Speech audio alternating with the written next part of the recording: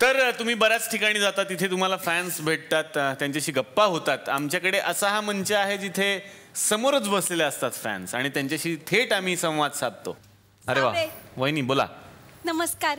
नमस्कार. नमस्कार. एक मिनिट. हा, अतुल सर नमस्कार. वा वा. मी खूप मोठी फॅन आहे तुमची आणि टीव्ही वरती सिनेमांमध्ये तुमचं लेख येतात, सगळे वाचते, छान मस्त. ते सर मध्ये एक लेख आला होता पेपरात, त्याच्यात लिहिलं होतं यांच्याकडे ना बाहेरून नाही भाज्या विकत घेत. भाज्या आपण कसं मार्केटला जाऊन घेतो तसं त्यांच्याकडे नाही. त्यांच्याकडे किचन गार्डन काहीतरी गार्डन ना सर, असं घरातच ते भाज्या आणि असं आहे ना सर. आमचं दुसरं एक घर आहे सोनाळे नावाच्या गावात, तर तिथे आम्ही भाज्या उगवतो आणि आमच्याकडे तिकडनं भाज्या येतात मुंबईला. प्रश्न संपला का? आहे काय प्रश्न पुढे? नाही, मला प्रश्न मेन असा आहे सर की दोडका किती भावाने दिला मग?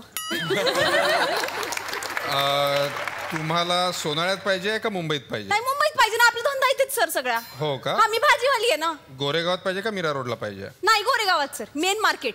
नक्की गोरेगावात पाहिजे? ईस्टला पाहिजे का वेस्टला पाहिजे? ईस्टला सर, तुम्ही तिकडेच राहता ना. नाही, पण तुम्हाला कुठं पाहिजे? नाही, तुमच्याजवळ मी घरी येऊन घेईन. तर एवढ्या मोठा माणसून भाजी देतोय म्हटलं, मी घरी येऊन घेऊन जाईल. घरी येणार आहात? हा हा. आम्ही दोडका पिकवत नाही हो. म्हशी जाऊन खाऊ तरी घालाल का?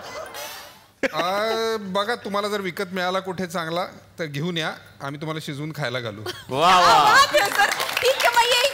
गीत होता ना, सांग मग येते एक दिवस जेवायला. जरूर जरूर. बसल्या बसल्यानी खाण्यापिण्याचं आपलं सोय करून घेतो. धन्यवाद सर. सर, हे काय जबरदस्त प्रोजेक्ट आहे तुमचं सर, म्हणजे कमालीचं आहे. म्हणजे तुम्ही घरच्या घरी भाज्या पिकवता, शेतकी करता, म्हणजे जबरदस्त. मला प्रश्न आहे सर की तुम्ही बैल कुठे ठेवता? तुम्ही कुठे ठेवता? ते बाजूला बसवलाय.